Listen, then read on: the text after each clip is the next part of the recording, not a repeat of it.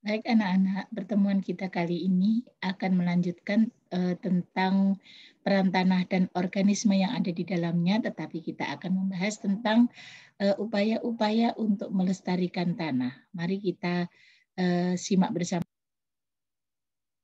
Baik, yaitu upaya menjaga kelestarian tanah. Jadi bagaimana manusia atau organisme-organisme yang ada di dalam tanah ini bisa menjaga kelestariannya sehingga tanah ini bisa dimanfaatkan semaksimal mungkin oleh manusia, oleh mencukupi kebutuhan kita. Kalau anak-anak lihat di sini warna yang sangat menarik ini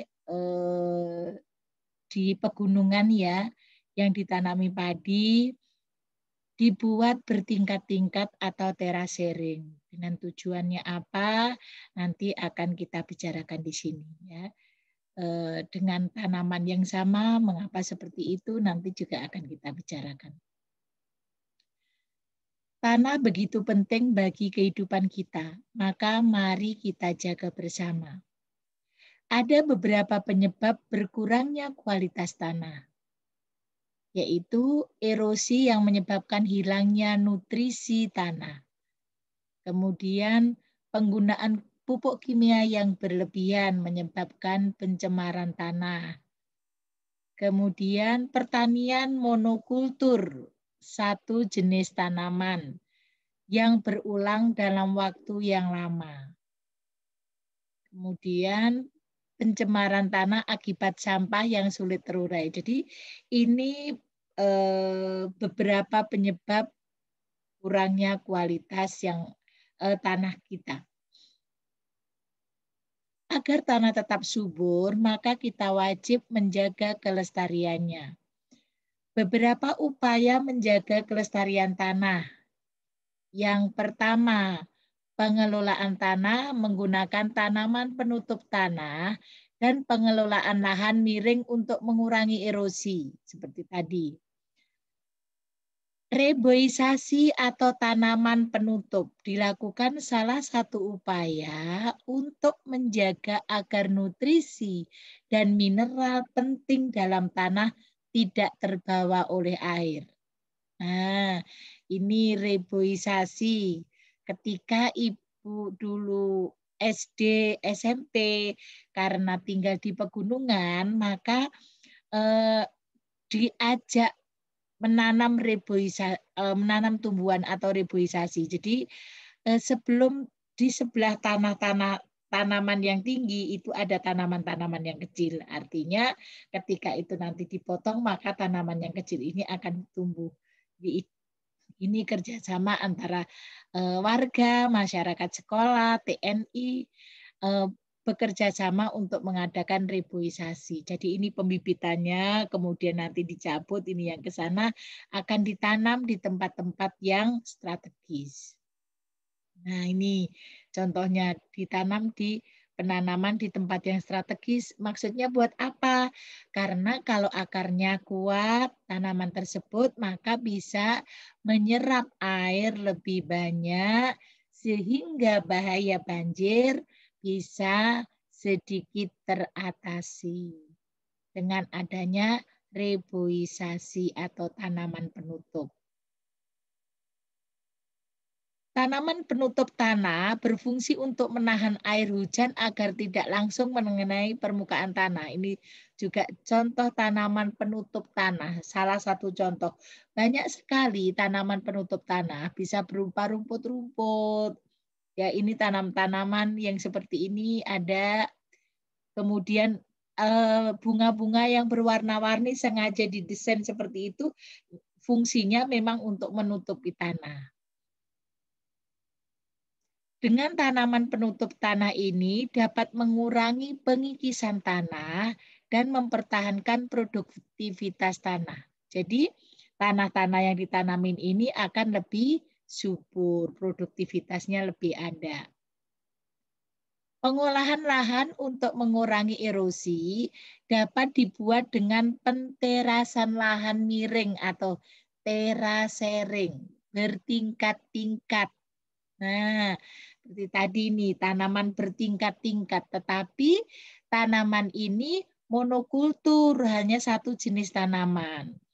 Biasanya yang Ibu tahu karena di pegunungan rumahnya, sesudah ditanamin padi dalam jangka waktu tertentu dipanen, ini kan sudah ada yang mau panen, ini masih ada yang hijau, itu kemudian diseling dengan polowijo. Polowijo ini mungkin bisa ditanamin singkong, bisa ditanamin kacang-kacangan gitu ya, sehingga tanahnya itu akan mendapatkan unsur hara dari kacang-kacangan tadi karena di situ ada zat yang bisa mengikat udara.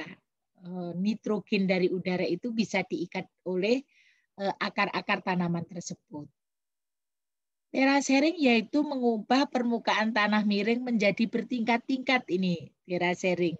Mengubah permukaan tanah miring menjadi bertingkat-tingkat. Tujuannya untuk mengurangi panjang lereng dan memperkecil kemiringan lereng sehingga dapat memperlambat kecepatan aliran air di permukaannya. Jadi kalau ini nggak dibuat bertingkat-tingkat kan airnya langsung serosot gitu. Tapi ketika bertingkat-tingkat kalau ada air dari atas sini, oh mengalir dulu ke sini, mengalir dulu ke sini gitu kan, tidak langsung ke sini. Nah, ya kan seperti misalnya banjir, misalnya ada banjir, maka yang akan kena dulu yang ada di atas, misalnya banjirnya dari atas ini. Yang bawah akan lama kenanya. Maka dari itu untuk mengurangi, dibuatlah bertingkat-tingkat seperti ini.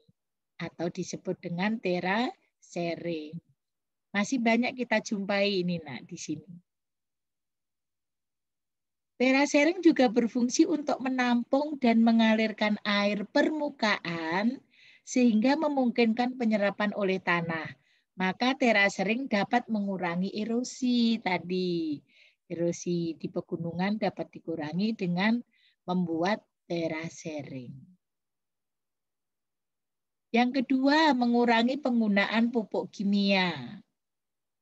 Penggunaan pupuk kimia yang tepat memang dapat meningkatkan produksi pertanian. Nah, ini pupuk kimia, di sini urea, SP36, ini pupuk kimia. Nah, ini tanam-tanaman yang baru muncul biasanya dipupuk, tetapi tidak boleh berlebihan.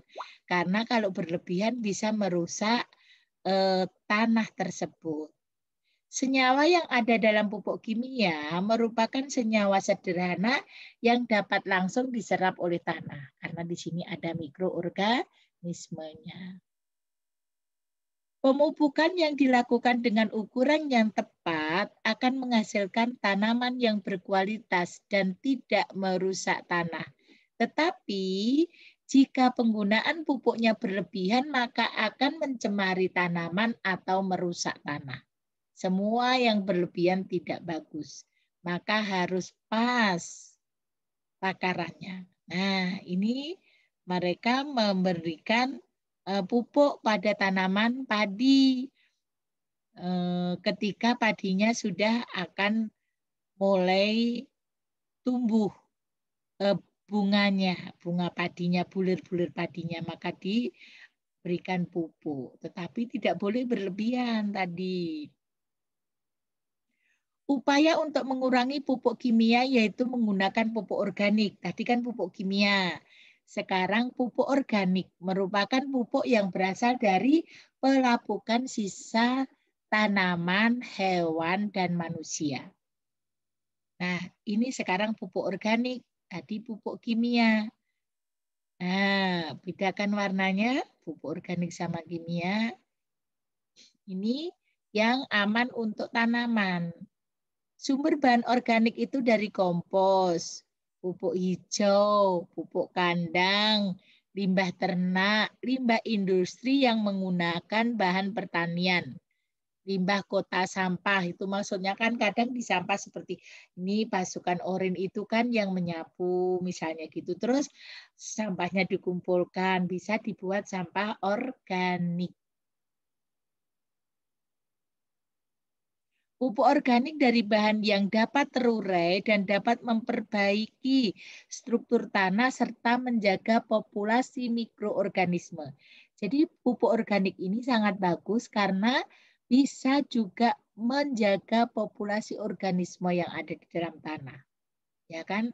Organismenya yang ada di dalam tanah banyak cacing, serangga, kemarin sudah kan lipan, undur-undur, dan masih banyak lagi. 3. Pengolahan tanah yang tepat untuk pertanian monokultur. Pertanian monokultur satu jenis, tadi misalnya padi-padi terus, merupakan penanaman pada suatu lahan dalam jangka waktu tertentu sesuai dengan umur tanaman, misalnya padi, jagung, tebu, dan sebagainya. Nah ini padi, monokultur satu saja. Kalau satu sawah itu padi-padi semua. Itu. Kalau satu sawah jagung, jagung semua. Jadi monokultur hanya satu saja. Yang bagus bagaimana berselang-seling. Sesudah padi ditanamin mungkin jagung, ditanamin palawija gitu ya. Sehingga unsur haranya dapat terjaga. Salah satu upaya pengolahan tanah yang tepat untuk pertanian monokultur adalah dengan dilakukan pergiliran tanaman. Di pergiliran tanaman. Lahan yang biasa ditanami padi, jika musim kemarau bisa ditanami kacang-kacangan yang dapat mengikat nitrogen dari udara dengan bantuan bakteri rhizobium. Jadi kacang-kacangan nih, bisa kacang tanah, bisa kacang hijau, bisa kacang panjang, bisa kacang buncis, kacang koro, boleh apa saja. Yang penting kacang-kacangan karena ini bintil-bintil kacang yang ada di dalam akar ini, rhizobiumnya, ini sangat berguna sekali buat menjaga kesuburan tanah. Tuh, ya. Kacang tanah, kacang hijau, kacang panjang. Boleh lagi ada kacang buncis, kacang kapri, boleh saja yang penting termasuk golongan kacang-kacangan. Yang keempat, daur ulang sampah yang sulit terurai. Sampah yang sulit terurai misalnya plastik, kaleng, atau kaca dapat didaur ulang menjadi barang-barang yang berguna. Selain dapat membantu menjaga kelestarian tanah, maka kita dapat mengubah barang bekas menjadi nilai ekonomis. Contohnya ini, nah dari plastik dari sabun, ya, apa dari apa itu cuci itu, sunlight misalnya. Atau nah ini sama ini tutup botol apa saja ini bisa dirangkai seperti ini. Kemudian nah ada lagi nih botol aqua digunakan untuk penanaman sayur-sayuran. Jadi masih ada nilai ekonomisnya, nilai jual yang ada. Kalau dibuang kan cuman menjadi barang bekas gitu. Tapi kalau kita tanami maka akan mendapatkan nilai jual. Baik anak-anak, sampai di sini dulu. Salam sukses dan sampai jumpa. Semoga kita termasuk orang-orang yang bisa menjaga lingkungan tanah kita sehingga subur dan kita bisa menikmati hasilnya. Sungguh indah ciptaan Allah Tuhan yang Maha Kuasa dengan aliran air yang mengalir, dengan tumbuh-tumbuhan yang ada di sekitarnya, menjadikan nikmat untuk dilihat. Semoga menjadi kekayaan alam Indonesia dan tetap terjaga sampai nanti. Baik, sampai berjumpa di pertemuan berikutnya.